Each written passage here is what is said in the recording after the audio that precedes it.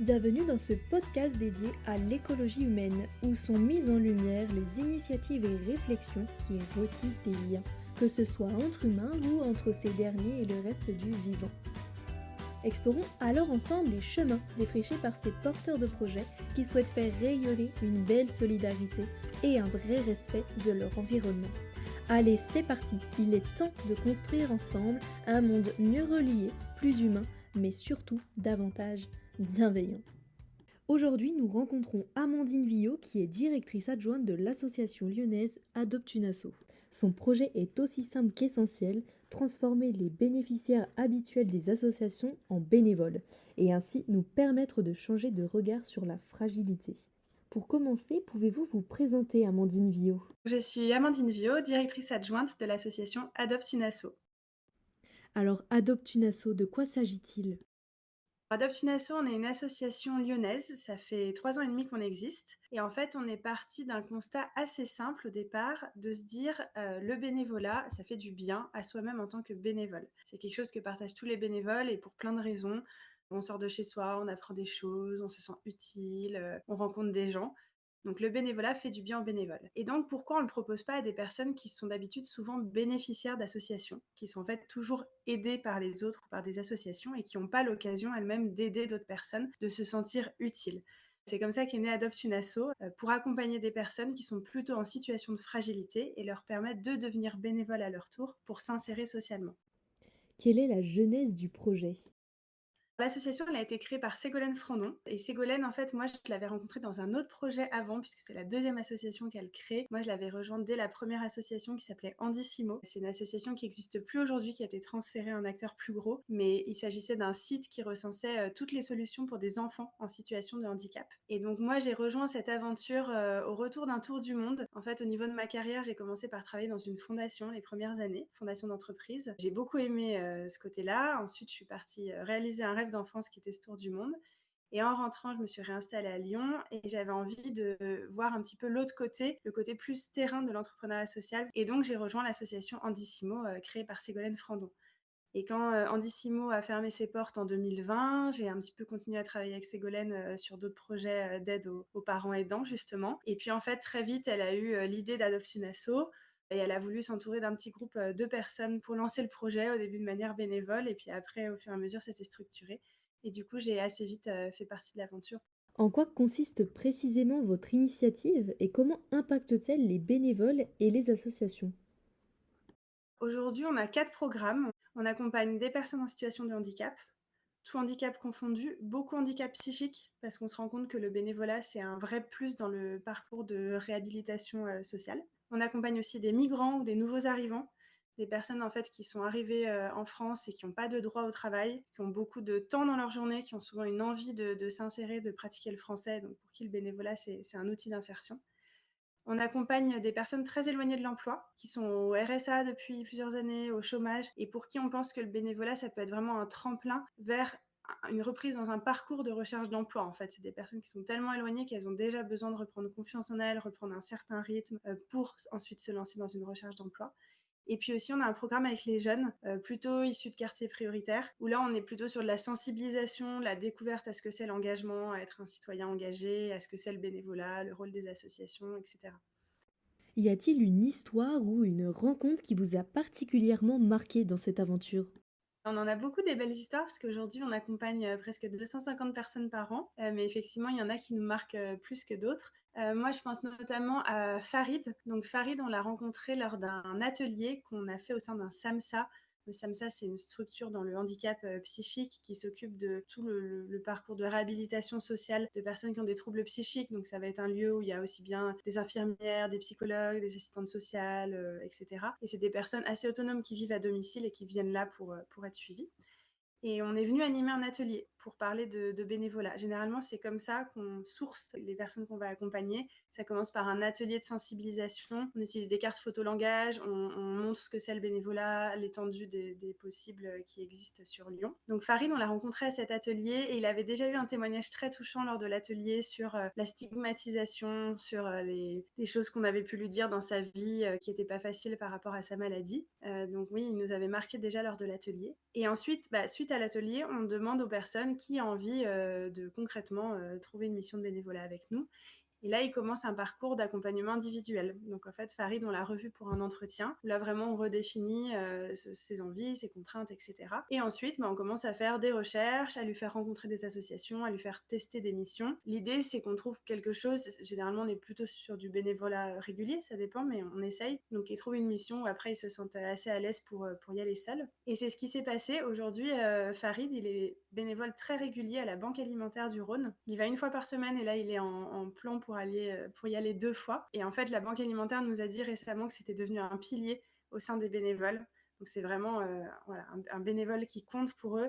Son histoire, elle a été très jolie aussi parce que la mission s'est vraiment construite avec lui. Au début, il y allait, il a fallu réajuster des choses. Il n'était pas forcément à l'aise pour rester le midi. Voilà, maintenant, il reste la journée complète. Il est très épanoui. La fin du parcours d'accompagnement, c'est un moment de valorisation, de bilan qu'on fait avec la personne accompagnée. Et on remet aussi un diplôme du bénévolat. Et on a eu de la chance de faire 2 années de suite une remise des diplômes au sein de l'Hôtel de Ville de Lyon, donc dans un cadre exceptionnel, dans les grands salons, où on a pu accueillir beaucoup de personnes. C'était un moment assez émouvant pour tout le monde. Et certains, comme Farid, ont pris la parole en tremblant parce qu'il est très timide, donc vraiment il tremblait physiquement. Mais il avait préparé un témoignage incroyable sur l'apport du bénévolat et en quoi ça l'avait transformé finalement. Donc ouais, Farid, c'est vraiment une belle histoire qui retrace un peu tout le parcours. Et puis maintenant, il est autonome, bien sûr, et c'est lui qui gère son bénévolat avec la Banque alimentaire. Comment recrutez-vous et accompagnez-vous les personnes qui, par votre truchement, souhaitent devenir bénévoles dans une association? Quelles solutions vous mettez en place pour leur offrir un soutien solide? Donc au niveau des étapes d'accompagnement, donc ça démarre par l'atelier au début. Ensuite, il y a l'entretien individuel où on définit vraiment ce qu'on va faire ensemble. On vérifie la motivation, enfin que voilà, ça vaut le coup qu'on accompagne la personne. Et ensuite, il y a les recherches de mission. Et effectivement, c'est là où on va commencer à contacter des associations pour leur parler du projet. Aujourd'hui, comme ça fait 3 ans et demi qu'on existe, on a quand même beaucoup d'associations qui nous connaissent ou avec lesquelles on travaille souvent. Donc par exemple la Banque alimentaire dont je parlais juste avant. Ils jouent le jeu d'accueillir nos bénévoles, ils connaissent bien le projet. Mais comme on s'adapte à chaque fois sur les envies de la personne, on est à peu près toujours amené à aussi découvrir des nouvelles associations, donc à aussi présenter le projet. Et effectivement, c'est là où nous, on fait vraiment ce rôle de filtre, c'est-à-dire que certaines associations ne vont pas forcément avoir envie de jouer le jeu ou comprendre le projet ou avoir les ressources pour, je sais pas, pour vraiment accueillir un bénévole qui a peut-être besoin d'avoir une mission un petit peu adaptée, etc. Après, il y a quand même beaucoup d'associations qui sont très intéressées par le projet, qui considèrent que c'est une bonne opportunité de recruter des bénévoles aussi, des nouveaux bénévoles. Donc généralement, ça marche assez bien. Mais en tout cas, on n'envoie pas le bénévole dans une situation de difficulté. Et puis après, justement, il y a la rencontre avec l'association, entre nous, le bénévole, l'association. On s'assure que tout le monde va bien matcher ensemble. Et puis après, il y a une mission test où nous, on est toujours là sur la première mission, vérifier que tout le monde se sent à l'aise, voire pour certaines personnes, on les réaccompagne sur la mission 2, mission 3, jusqu'à ce que vraiment ils se sentent capables d'y aller seuls. Et puis, on lâche la personne quand vraiment on sent qu'elle est autonome, qu'elle a créé le lien avec l'association. Et puis, on la revoit quelques semaines après, une fois que la mission s'est bien installée, pour faire ce bilan et cette valorisation dont je parlais. Voilà un peu le parcours. Et comment fonctionne la collaboration avec les associations partenaires d'Adoption Asso? Comme je disais tout à l'heure, déjà la plupart des associations qu'on contacte sont partantes pour ce projet. Après, on se rend compte que c'est aussi un certain effort pour les associations et qu'il y a pas mal de challenges derrière, notamment des challenges de régularité, de prévenir quand il y a des absences. Voilà, c'est des choses plus difficiles à mettre en place pour certaines personnes. Après, justement, on avait voulu faire témoigner ces associations-là et moi, j'avais trouvé, il y avait un témoignage qui était très intéressant d'un jardin partagé qui s'appelle l'Oasis de Gerland et où il disait que lui, vraiment, il avait vu ça comme une opportunité d'innover au sein des missions qu'il proposait. Alors lui, c'est rigolo parce que il y a très longtemps, on lui avait envoyé un de nos premiers bénévoles qui était malvoyant. Au lieu de se braquer, de se dire qu'est-ce que non, je j'ai pas de mission adaptée. Lui, il s'est dit si, comment innover, c'est intéressant. Qu'est-ce qu'il pourrait apporter? Qu'est-ce que je pourrais éventuellement, je sais pas, changer, mettre en place comme matériel? Et en fait, ça a très bien marché. Et ce bénévole est maintenant régulier depuis vraiment très longtemps. On est là pour rassurer les associations. Effectivement, on est vraiment un tiers. Je pense que c'est un des facteurs clés de succès. Si le bénévole venait tout seul, ce serait sûrement plus difficile. On rentre jamais dans le détail du profil de la personne, même pour les handicaps. Déjà, nous, on n'est pas formés, on n'est pas professionnel médical, donc on a quelques infos, mais on n'est pas là pour rentrer dans le détail. Et on ne le présente pas forcément à l'association, en fait. Comme le dit bien une de mes collègues, on va plutôt le traduire en besoin, c'est-à-dire qu'une personne où nous, on sait qu'il y a un trouble autistique, par exemple, et ben en fait, on va plutôt dire à l'association qui l'accueille, à cette personne, elle a plutôt besoin d'une mission dans le calme, elle a besoin d'un cadre, donc si vous pouvez lui donner des tâches très précises écrites sur un papier, ça va l'aider. Attention au bruit, s'il y a beaucoup de bruit d'un coup, peut-être qu'elle va changer d'attitude. On va plutôt essayer de traduire comme ça les besoins des personnes. Voilà, c'est des petits trucs et astuces comme ça.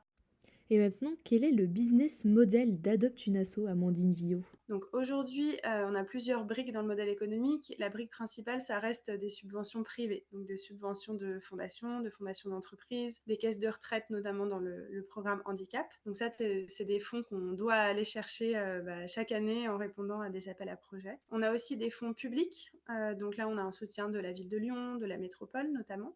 Et puis, à côté de ça, pour essayer de moins dépendre des subventions, on a développé une offre à destination des entreprises. Donc là, c'est des prestations pour nous, on se fait rémunérer et ça rémunère notre activité sociale. Et donc là, on fait 3 choses avec les entreprises. On organise des journées solidaires ou team building solidaire. Donc l'idée, c'est que les salariés, sur leur temps de travail, soient bénévoles dans une association sur une demi-journée ou une journée. Et souvent, c'est un moment aussi pour eux de cohésion d'équipe, qui change un peu de leur quotidien. La deuxième chose qu'on fait, qu'on a créée, c'est les pauses bénévolat. Donc ça, c'est l'idée de se dire, entre midi et deux dans son entreprise, parfois on fait des cours de yoga. Là, c'est la même chose, on va aller faire du bénévolat parce que ça nous fait du bien. Et on propose des petites actions concrètes, type écrire des cartes de vœux pour des personnes âgées isolées pendant les fêtes, fabriquer des marque-pages qui sont distribués par une association de bibliothécaires d'hôpitaux. Voilà, ce genre de choses concrètes, manuelles, qu'on peut faire sur le lieu de travail des salariés. Et puis la troisième chose, qui s'appelle la fresque de la solidarité. C'est un format assez ludique qui dure 2h30 en groupe d'une quinzaine de personnes. Et l'idée, c'est qu'on sensibilise à toutes les formes d'engagement possibles, dont le bénévolat, avec plein de petits exercices, oui, assez ludiques, des quiz, des cartes, etc. Et il y a aussi toute une partie assez importante qui est comment je peux m'engager via mon entreprise. Et puis la dernière chose qu'on fait qui est un peu à part, c'est qu'on anime des ateliers à destination des jeunes retraités ou futurs retraités. Et là, l'idée, c'est d'accompagner sur 2 heures des petits groupes de jeunes retraités pour leur présenter ce que c'est le bénévolat, l'étendue des possibles, montrer que le bénévolat, c'est pas forcément très contraignant, très régulier, etc. Parce qu'aujourd'hui, les retraités, ils ont aussi envie d'autre chose et d'un autre rythme. Et puis, on leur explique vraiment concrètement comment trouver des missions, qu'est-ce qu'ils peuvent faire. Donc voilà, on a ces 4 prestations qu'on essaye de développer pour notre modèle économique aussi. Qu'est-ce que ça vous a apporté à vous personnellement, cette aventure? D'un point de vue personnel, effectivement, moi j'ai quand même mis un pied dans plein de milieux que je connaissais pas. J'étais pas forcément allée au cœur des établissements pour personnes handicapées. J'étais jamais allée dans des foyers d'hébergement d'urgence. J'avais jamais travaillé avec des associations qui accueillent des personnes qui vivent dans la rue. Donc on fait face quand même à des grandes fragilités de vie. Nous, on est là pour leur apporter quelque chose de très, oui, de très optimistes dans leur quotidien. Et puis, du coup, on fait face à des gens qui ont vraiment envie de donner de leur temps, qui sont hyper motivés. Je trouve que c'est une leçon de vie énorme quand même, des femmes qui sont dans des foyers d'hébergement d'urgence, qui vont aller faire des collectes pour les Restos du Cœur, travailler dans l'aide alimentaire alors qu'elles-mêmes sont bénéficiaires. On a déjà accompagné aussi des jeunes, des maraudes jeunes d'Alinéa, c'est des jeunes qui vivent dans la rue et qui étaient bénévoles dans plein d'assauts. Et je me disais, mais c'est incroyable. Enfin, on n'imagine pas ça. Si on voit des gens qui vivent dans la rue, on va pas se dire, ah bah, en fait, si, ils ont cette envie, ces compétences d'aller eux-mêmes aider d'autres personnes. En fait, c'est ça finalement. Je pense que ce projet, c'est enlever les étiquettes, c'est que ces personnes-là, elles deviennent bénévoles dans une asso. Et Farid, il est bénévole à la banque alimentaire. Et on s'en fiche d'où il vient et s'il a un handicap, si, etc. Il est là pour s'investir, pour aider les autres, pour faire du bien aux autres, comme il dit. Alors, il se fait du bien aussi à lui-même sûrement, mais c'est aussi pour faire du bien aux autres. Et donc, je pense, ouais, c'est cette idée d'enlever les étiquettes, d'enlever les préjugés, que je trouve jolie et que je vois très sincèrement dans le quotidien, quoi. Merci à vous, Amandine Villot, d'avoir partagé l'histoire inspirante d'Adopte une asso. Vous l'avez justement souligné, aller à la rencontre de l'autre et particulièrement des plus fragiles fait tomber les peurs et ouvrir les cœurs. On vous pose maintenant à vous la question. Chers auditeurs, c'est presque un défi en réalité. Et si vous alliez rencontrer quelqu'un de différent dans les prochains jours? Et sur ce, on vous dit merci d'avoir partagé ce moment avec nous. Alors si vous l'avez apprécié, n'hésitez pas à le faire découvrir à l'un de vos proches et on se retrouve très vite pour de nouveaux podcasts inspirants. Pour suivre nos actus, nous contacter ou vous abonner à notre newsletter mensuelle, rendez-vous sur www.ecologihumaine.eu.